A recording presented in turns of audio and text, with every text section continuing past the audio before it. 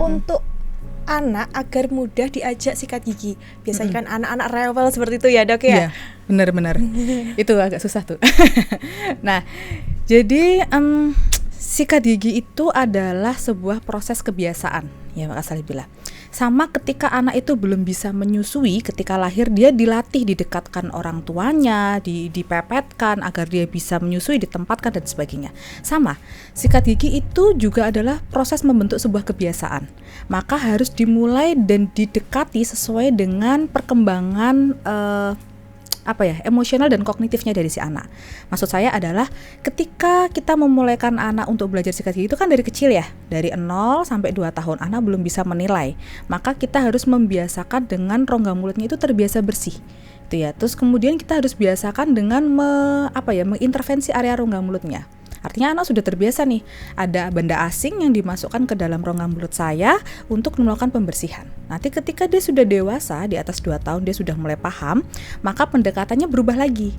Lebih ke hal-hal yang dia sukai. Tidak harus di kamar mandi menghadap baknya mandi, nggak harus. Boleh nih, misalnya habis selesai makan sambil lihat nonton TV yang dia suka, sambil nonton dari kartun ataupun anime yang dia suka, itu gimana sikat giginya kita ajarin tuh di situ. Tapi tetap dalam pengawasan orang tua ya kalau usia segitu. Kemudian mulai nih pakai mainan yang dia suka, dia ajarin dulu sikat gigi ke mainannya, baru ke dia. Kemudian pakailah rasa-rasa yang dia suka tuh. Pasta giginya dia suka strawberry, pilih pasta gigi sesuai dengan keinginannya. Itu di range usia 2-5 tahun. Sudah nih, dia sudah biasa dengan mulut bersih, dengan intervensi rongga mulut.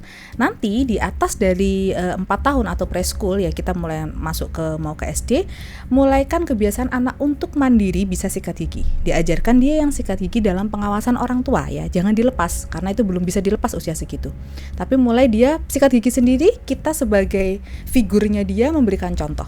Nah, itu adalah tips atau trik yang paling mudah menurut saya. Ketika orang tuanya dia rajin memberikan contoh, hampir 80% dari pengalaman saya anaknya akan mengikuti. Jadi berikan figur itu ke anak.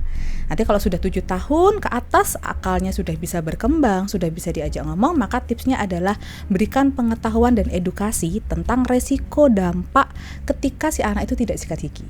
Maka mulai masuk ke pengertian lagi, tidak bagaimana caranya asiknya, tapi lebih ke kenapa sih kamu harus sikat gigi? Apa sih tujuannya sikat gigi? Gitu. Jadi nanti kalau sudah 7 tahun ke atas dia sudah mulai ada kesadaran sendiri untuk sikat gigi.